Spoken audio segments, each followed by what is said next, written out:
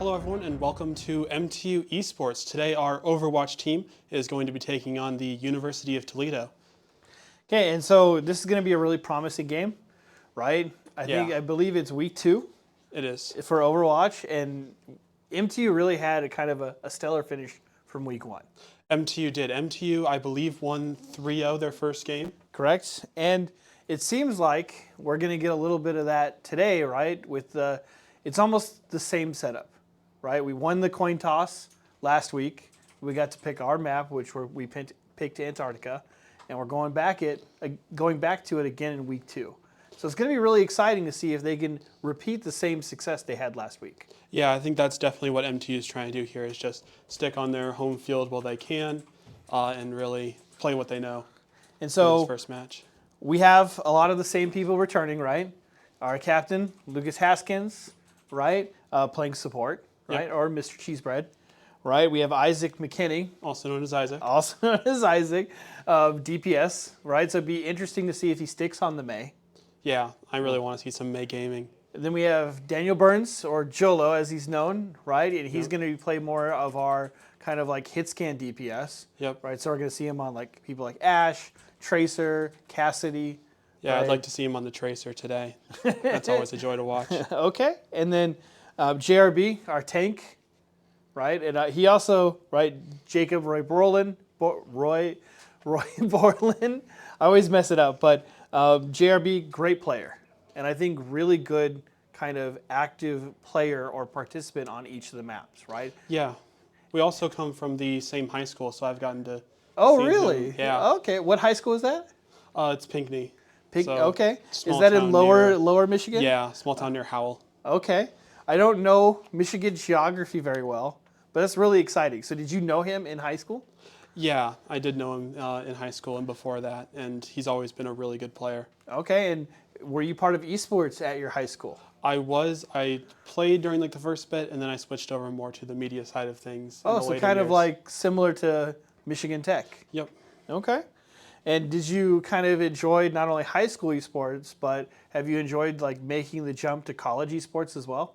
Yeah, that's really what motivated me to come up to like the college level. Pinckney, right? Pinckney High School? Mm-hmm. So shout out to Pinckney. Yep. Right? Good esports program, it seems. We're getting a lot of good talent. But then on the side of University of Toledo, now we don't know who's going into what roles. We do not. Right? So we have Feral Ape, right? Hellion, Log Dog Jog, Escalites. Yep, and then we got Sound Dumb and Yugi Pharaoh.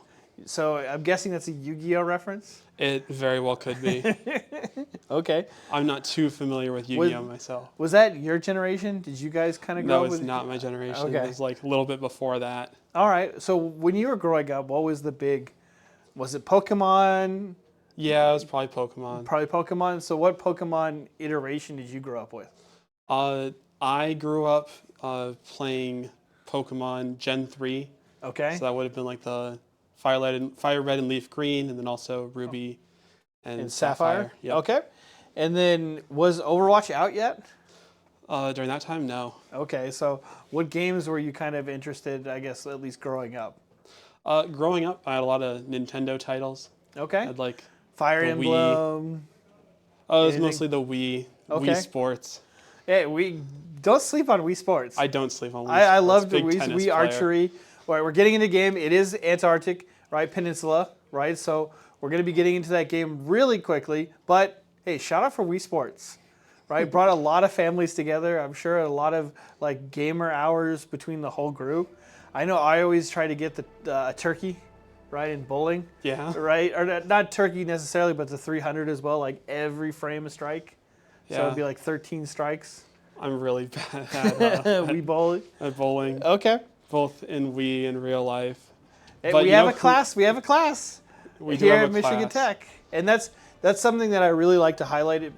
Michigan Tech requires all of their students to take, I believe it's 4 years of PE, correct?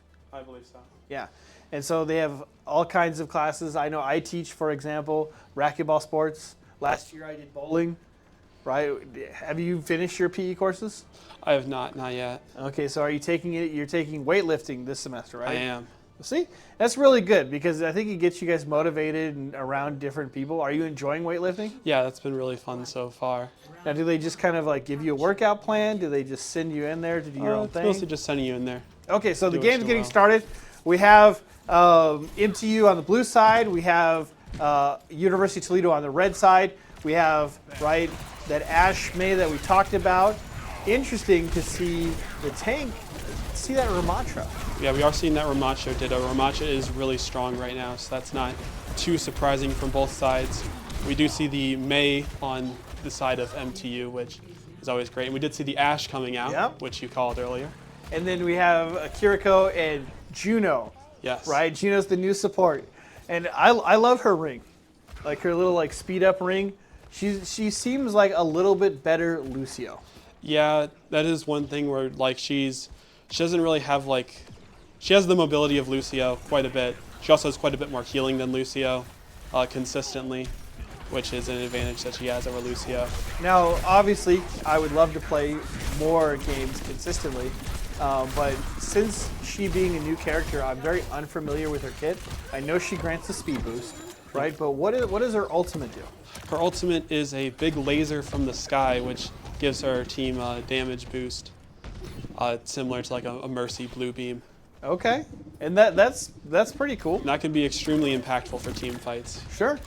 And not only that, but it seems like just her gun, right, her kit, it seems really very sci-fi and really cool. Yeah, I'd agree with that. And She so is, we do have a fight breaking out here, right? We have, I see it Savage kind of back there on the Juno, really healing up his team. Ramatra keeping people into the choke and not letting them kind of get onto that high ground. We do see that Isaac takes those two people on the high ground and kind of walls them off. Regina really has no escape here. Yeah, not really. That wall was really keeping her in there, and that's what let them secure that kill. So that was some good plays from Isaac on the May. And so we have 75% on the point, right? A big ult wall on the side of Michigan Tech. And realistically, we have a really one-sided match, at least here on Arctic Peninsula. Yeah, MTU is really dominating this map, just pushing them back up to their spawn, not letting them get in. And so we see the mirror come out. We have Brig Juno now. Juno obviously going down really quickly. I feel like that was an icicle just right down, the center sight line and just totally destroyed her. Yeah, we saw both supports on MTU's side drop their ults there. We've seen the tank ult come out now. They're just dropping everything because they know once they win this fight, point's over. And the wall, the nice main wall to say, you don't really have a second chance, right? The map's over. We're going on to point 2, right? So it's a good 1-0 victory for Michigan Tech, right? This is single CP, so right, it's a best of 3. So we're going to go into the second part of our Antarctic Peninsula, which is a high ground point. Yes, very much so. Yeah. And so abusing that high ground is going to be really important. It is, and MTU has proven time and time again that they know how to abuse the landscape of the maps. Sure, and I mean it's really interesting to see kind of just the setup that we go to, and we do see a Lucio. We see a double Lucio Juno, and so what I really think that they're going to do is try to get that kind of cheese boost and then switch. Yeah, I could see that. Oh, and they do, and then they switch Yep. to an Anna, right? And so it's really interesting to see on the side of at least University of Toledo, Farah come out, right? I don't think I've seen too much of Farah this season. We do have a Cassidy, Ramatra, Juno, and Briggs. The supports are staying, the tank is staying, but the DPS are changing. There's a fight breaking out right here, and not a whole lot Farah can do, right? JRB and Ramatra takes out 2, Jolo gets 1, Isaac gets 1, and even Savage gets 1. So that's a full team wipe. Yep, MTU just completely dominated that fight. And so you're going to see an early cap on the point, and really no answer till about 15%. Yes. And it's going to be really surprising to see what the University of Toledo is going to do to kind of correct this, right? So it's coming out at that 15 minutes mark. We're starting to get some poke damage on both sides, right? Trying to charge up their ults. We see on the side of MTU, Isaac having 53% of ult charge, right? And we look at the side of University of Toledo, and they're really struggling with that resource domination, right? Ramatra at 54%, right? But not a whole lot of people are getting ult percentages here.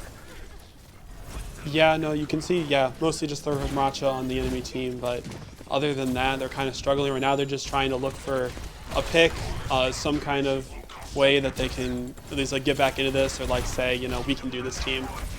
And so you do actually see they won a point, so they're getting like tick percentages, right? And so they are able to take that, but now we're going into a second fight. We do see the Soldier 76 coming out on the side of University of Toledo. And so they've done a realistic, team swap. They've gone 2 hit scan, which is really surprising actually. Yeah, I could see them doing that. We do not have the FAR anymore. We did switch over to Ash. No, we had Ash the whole time. Never So mind. they switched from Farah to Soldier they 76. switched from Farah to Soldier. And Soldier getting that really nice kill, but not able to escape. Trying to kind of dodge and duck and dive, but really just being kind of isolated away from his team. And MTU takes percentages back. We're not going to see another fight till about, I want to say, the 75% mark. And it's going to be really interesting. A fight going down on the choke, right? Savage getting 2 kills onto the support and the Cassidy, right? So 1 DPS down, 1 support down, 2nd support down. Super Ninja getting cheese bread out of the way, but really this is a strong fight for MTU. And we see both teams kind of using their ults. We saw a Soldier ult come out, we saw a Ramatra ult come out, but we have no more ults on the side of University of Toledo, and it seems like map 2 is just going to go to MTU. Yeah, that May ult will come out here pretty soon. We'll see it drop. Yep, there it is. We have the Mail, we have the Bob, right? And that's going to really secure this map, or at least for this first game to MTU. So 2-0, right? Yep. So we're going to move on to kind of back to lobby and into the next set of games. And this was a really dominant kind of first half for MTU. What do you think University of Toledo is going to need to do to kind of like, I guess, balance or equalize against a really aggressive team like this? Yep. This is really a bit unfortunate for University of Toledo, but they're not out of it yet. It is a best of 5, so they do have a couple more chances to get back in there. I think what they really want right now is they want some kind of like morale booster to really And so loser does get to choose, and I hate the way they describe that, right? But it is the person, unfortunately, who loses map 1 gets to choose the following map, right? Yep. So it's going to be University of Toledo's map for this one, and we're going to be waiting on those kind of details coming up. But a really strong second week of Antarctic Peninsula, right, for MTU, and it seems like that's kind of their go-to, right? So hopefully, maybe Antarctic Peninsula can be the map they kind of take all the way through kind of the Playfly bracket and really kind of develop it as we're the best people on this map. That would be pretty interesting to see. And we do get it, right? Because we seem to be consistent with winning the coin flip, right? 2 weeks we've won coin flip, and so we've got to choose the map. But there are other maps I'd like to see, right? And I don't recall what's in the single CP map pool. Ben, are you more familiar with that? The single CP map pool.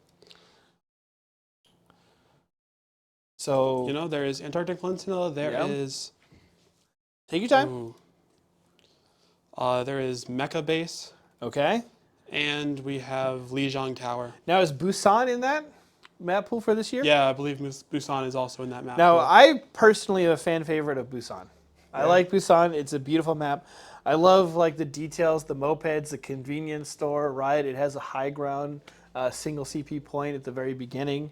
But overall, it's a really good set of maps. Single CP is definitely the map that I think should start the series. And now they're going to Kings Row, right? So kind of a hybrid, right? So it's a little bit of single CP and then switch to kind of a little bit of an escort at the end. Yep. So if you explain to us what that is kind of like. Yeah, so the first point, you generally have the defenders being fairly far back from the point with their respawn, and the attackers are a lot closer. So it can be very, the defenders holding them off until the attackers win a fight, and then the defenders will have a really hard time getting back on point after that. Sure. So the control maps are Busan, Oasis, Antarctic Peninsula, and then Ilios. Ilios, right? And so Ilios is always a really fun map, right? Because it has that big circle courtyard, right? Where you can boot people into it. They can just die. And then you get, obviously, the resource credit for the kill. Yeah, I am an enjoyer of that. I am a Lucio player. And so then we have Hybrid, which our maps are New Bonnie, Kings Row, Midtown, and Hollywood, right? They obviously chose Kings Row, so it's kind of, super fancy. It's got that Halloween theme because Halloween's right around the corner, right? It is. And then, of course, Push would be next in the series, which is this one I always struggle with pronouncing. Coliseo? Yeah, I think it's Coliseo, but I think they just call it Coliseum. Esperanza and New Queen Street, right? Yep. Of course, in favor of the new tank, Junker Queen. Yep. Right? And so we see this kind of first map kind of unfold, right? We're doing a little bit of the same comp we have, right? Pretty much exactly the same from at least the side of MTU. And then we have a Widow coming out on the side of University of Toledo. So we've seen them choose a couple different DPS, right? We've seen the Pharaoh, we've seen the Soldier, now we're seeing the Widow. And they have brought out the Mei though, which is going to be interesting. And then they also brought out the Diva after switching from Ramatra. Now, but I've heard Diva has got a kind of a little bit of a nerf history in this most recent patch. Diva used to be really good until the more recent patch, and then got a lot of their armor removed. Okay, and so that's not going to be so helpful, I guess. Obviously, being a tank that's received a little bit of nerfs. She's obviously out of mech, right? But Wall comes in. It seems like Toledo's going to get cap on this first point, right? They're trying to keep Mei alive. You saw her, getting her little ice crystal, right, to kind of heal up a little bit. But they get them pushed off point. Lucio trying to build some time. Do you think he's oh, he just got out. MTU takes it back. Lucio gets out. Is that always the thing? Lucio always gets out? I mean, if Lucio doesn't get out, they messed up bad. He does have a lot of mobility, right? He can amp, right? He has either healing or mobility.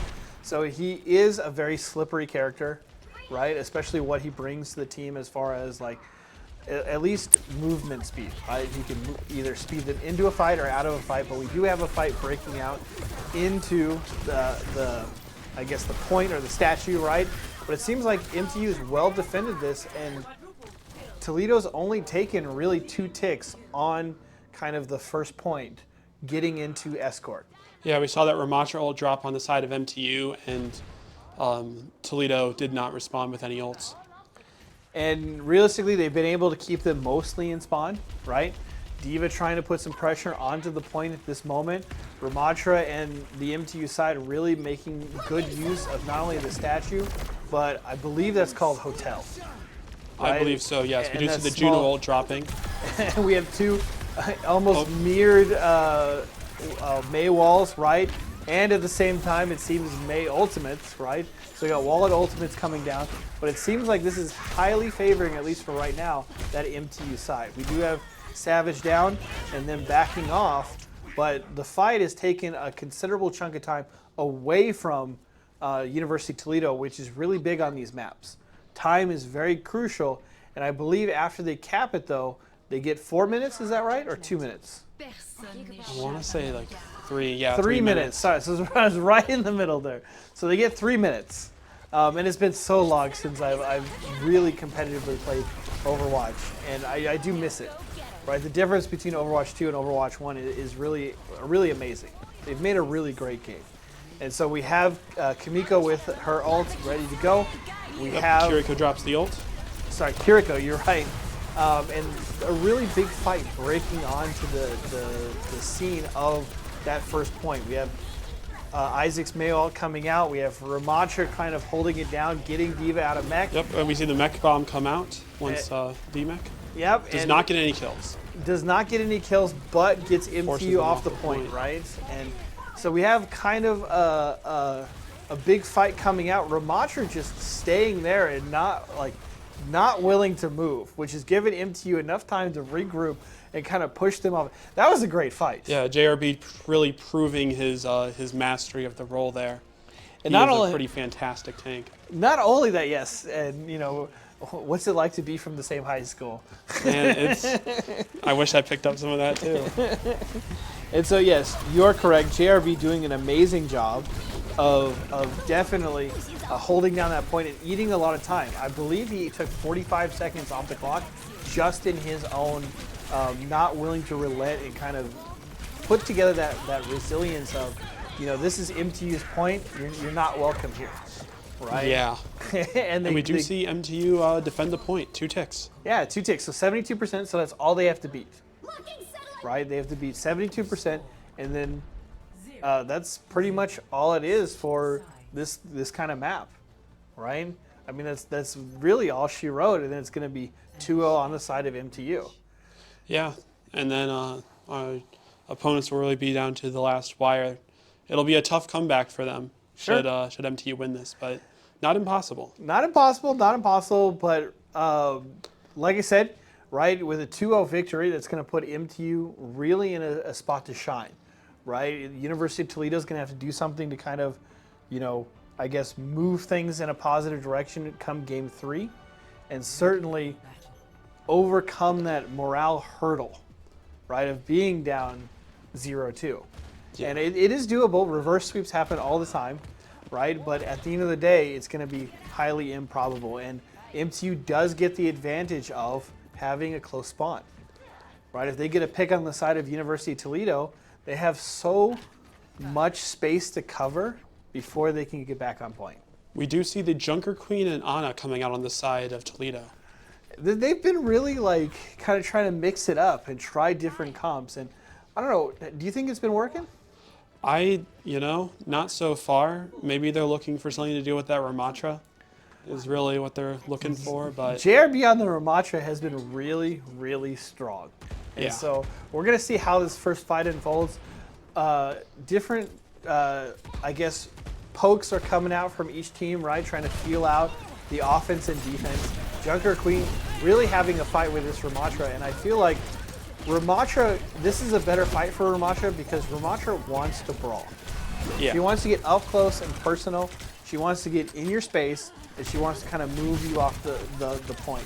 And so we see that with this. We see the Ashe coming around and kind of trying to challenge people on the high ground. Definitely trying to challenge Jolo and Cheesebread up there on the high ground. But it's going to be a really brawly kind of chaotic fight until one of the teams gets a really strong pick. Yep, we did see MTU already take a tick on the point, which gets them even closer to their win. And so they have one more tick and a partial tick, and then they take King's Row. So we see the Junker Queen going down, and that was really interesting. They got her right through the crack of the May wall, which was really good utilization of space. And so that's going to be a really big tick in the negative column for the University of Toledo. We do see MTU capping the point. They are almost at one tick, but someone was able to get on point to stop them. And I did not see who it was, but yep, there we are. And so Ashe really not helping the side of University of Toledo by, dropping down and just trying to stay alive. Yeah, but I think Ashe was just really low at that point and didn't think it would matter. It might not, but you never know, right? Yeah. She could use certainly her, and I can't remember what they call it, her coach gun, yep, to kind of, create some space, maybe get a couple seconds of breathing room for their team. But we're now at 2-0 for the side of MTU. Yeah, and it's looks like MTU is in a pretty good place so far. Yeah, I mean, being up 2-0, definitely kind of a strong position, at least for any team, right? But real quickly, we'll do a little break for our ad sponsors, right? Yeah, I was about to say, I mean, speaking of MTU being in a really good place, if you're looking for a really good place to live, you should check out HoughtonForRent.com. Are you a tech student? Do you need to live close to campus? We have the places for that. Live where you want to live. Find the perfect location. HoughtonForRent.com. And great ad read, right? Good segue. We're all looking for a place to live, right? And I know me moving up here in the Keweenaw, housing is very sparse. So having a place like HoughtonForRent.com definitely helps out, right? And then the second thing tech students struggle with, right? Finding good branding or good merch, right? And so University Images is official headquarters for authentic Michigan Tech Huskies apparel, right? As Ben is showing off the Michigan Tech sweater. University owned, university operated, University Images located in the SEC. Or go to bookstore.mtu.edu, right? And you can pick up a great, beautiful sweater like this one. I don't know if you can see it on the cam just yet, or a amazing polo like I am wearing. But they have a great variety, and they also sell esports jerseys. They do. So those are something to look forward to.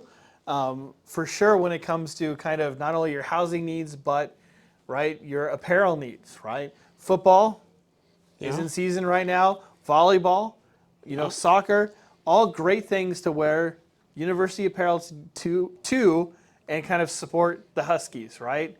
And then of course, right, our Pepsi sponsors, Pepsi overlords. We love them. They fill our fridge, right? Beautiful rock star. So that being said, we're kind of getting ready into map 3, which is going to be really interesting, right? It's going to be Suravasa, I believe. What do you want to see from this kind of, I guess, University of Toledo side that would kind of prove to you that they're kind of still in it? I think that they do need to pull something early here.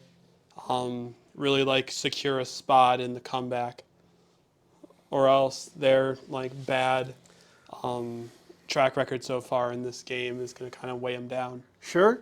I mean, they're not down and out, right? They're not down and out. We've seen reverse sweeps happen all the time, but realistically, I mean, we've seen a very focused MTU, Yes. right? They seem to just be very clinical, get in, get what done they need to do, whether it's take the point, whether it gets, get an early kill, etc., and then kind of lean that momentum into securing their victory. For sure. And I mean, this is a really stellar team that's come together over the summer.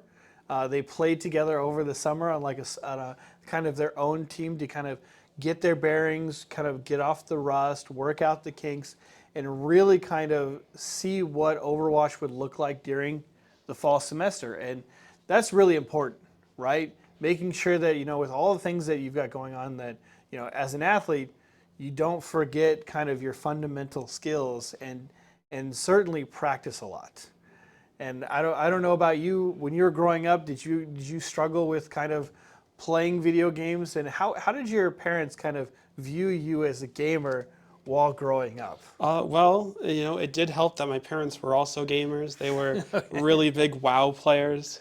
Hey, WoW, I just got my third set piece last night, right? WoW, a very big game, right? I play Protection Paladin. But it's a really fun game, and a lot of people still play it, and a Blizzard title, right? Yeah. Very, very well connected to Overwatch by essentially, and I'm guessing that this game is not not played anymore. But Heroes of the Storm, where kind of all the games come together, right? I've actually played a little bit of HOTS more recently. Okay. It is pretty fun. Where we have Overwatch, right, coming in, Warcraft coming in, and even StarCraft, right? Kind of all the Blizzard titles. Now, there is a title that's underrepresented. And so they have the Lost Vikings, right? Okay.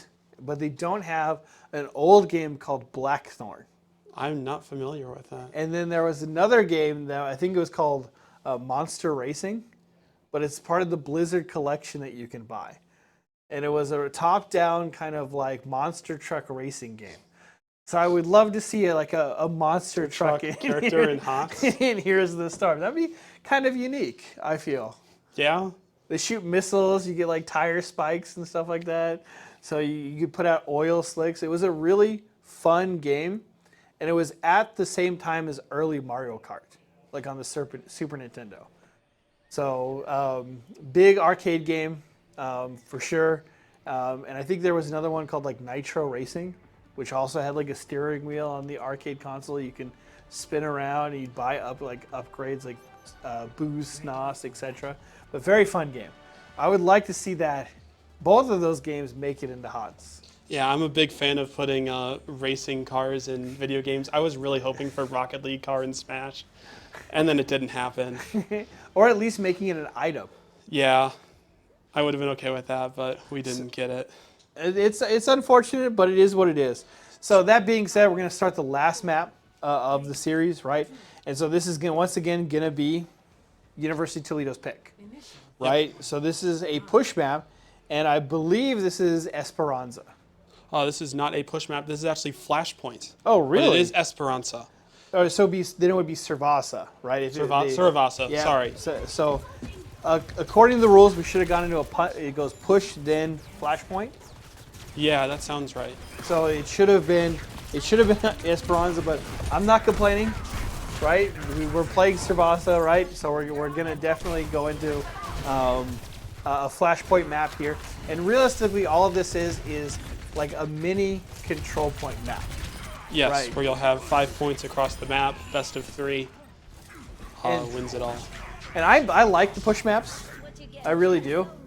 It's like where you get to see the little robot like push the cart like in different percentages. I think that's really cool. But Flashpoint is just as cool. It's really to explain. It's a multi CP, and I believe it goes up to 5.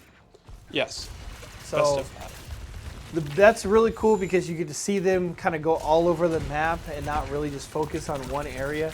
You definitely get to see JRB here really hold the choke and play that angle quite well.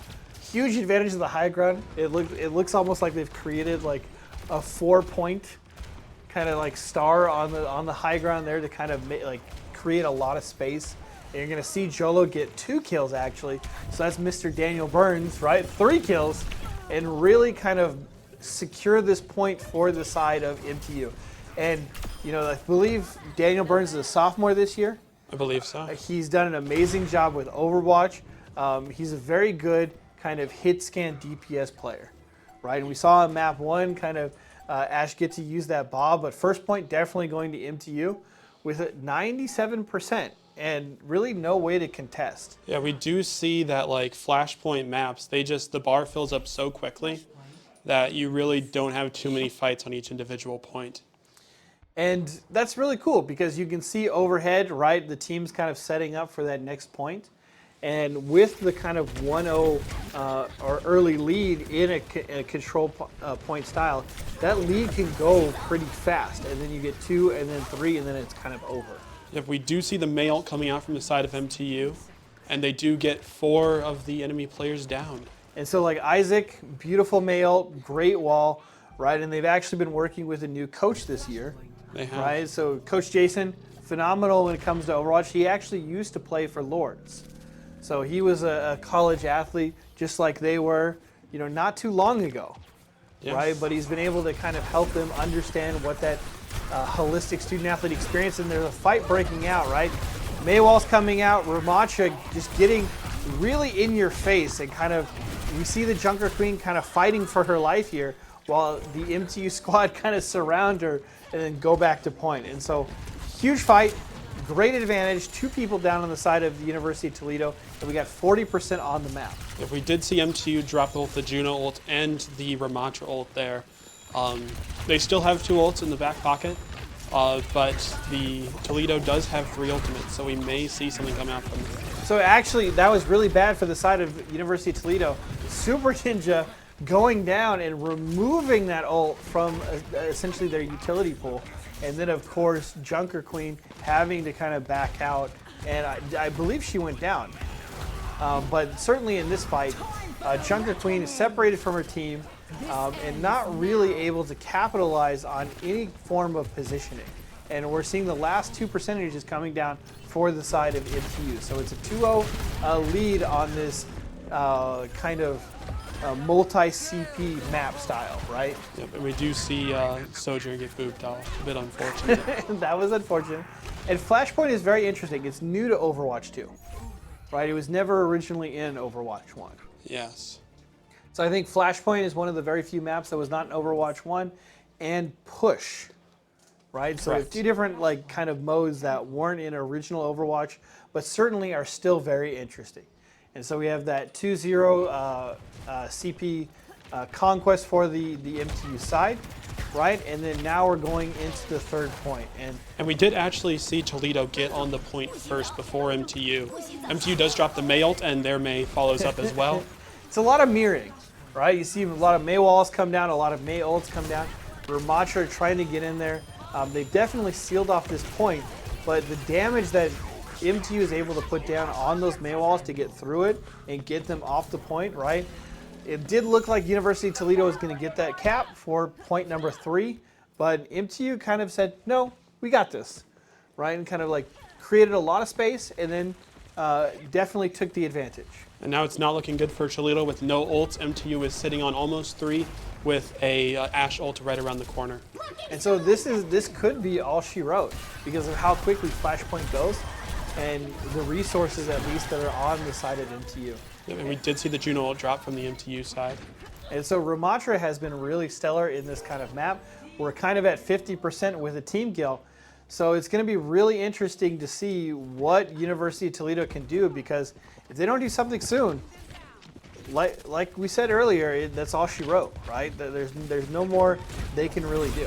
Yeah, we do see Ramatra going into the backline, ulting into the backline, trying to take them all out as quickly as they can, really just destroy their ability to push onto this point for the last time. And all of University of Toledo goes down. So we did see the Ramatra ult. We saw the Ashe Dynamite. And those two things really chunk down a team, especially a team that is not really ready for the brawl style play. And then MTU wins map 3, and this is kind of a 3-0 sweep for the Huskies. Yeah, which is what we like to see from MTU. And it's what we saw last week. And JRB securing the play of the game again, right? And so with that last play where he drops his ult and just charges into their back line. And I mean, this is what you love to see from Brawl. You love to see a lot of punching, a lot of aggression, right? A lot of kind of in-your-face play style. And so we're going to go to a short break and then bring up a player to kind of do a short little interview. Okay, so we'll see you then.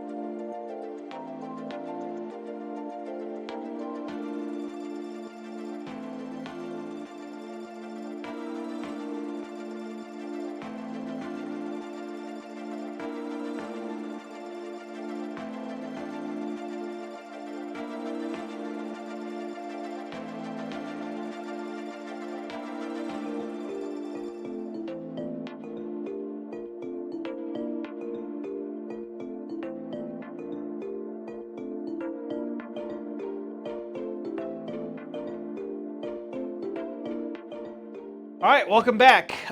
Great game, great set of games, right? Best of 5. We always like to see it from the Overwatch. Upcoming next in MTU Esports. So next Monday, MTU faces a doubleheader, starting with Rocket League at 7 against Seton Hall. Great team. Following at 8:30, Smash is going against University of Toledo, right? So that's going to be really amazing. And then October 1st, MTU faces Stony Brook in Valorant, and then MTU faces Eastern Michigan the following day, October 2nd, both at 7 o'clock. So great games to watch. So we do have in the studio Mr. Burns. So tell us what you thought of today's game. I think it was good. I think we had a lot to show for ourselves with all the work that we've been putting in. It was lots of fun to play, always fun to play. I'd like to thank my family for always pushing me and encouraging me for esports and always watching. And now I understand it. You came from high school to Michigan Tech, right? Yeah. You did esports in high school. What was that like? It was pretty fun. Two of the teammates currently on the team were also my teammates in high school, and had lots of fun there, lots of success too. It was just a fun time. Okay, Met a lot of good people. Thank you very much, Dan. We appreciate you taking the time to come up here and interview with us. For you guys at home, thank you for tuning in, and we'll see you next Wednesday, same time, same place.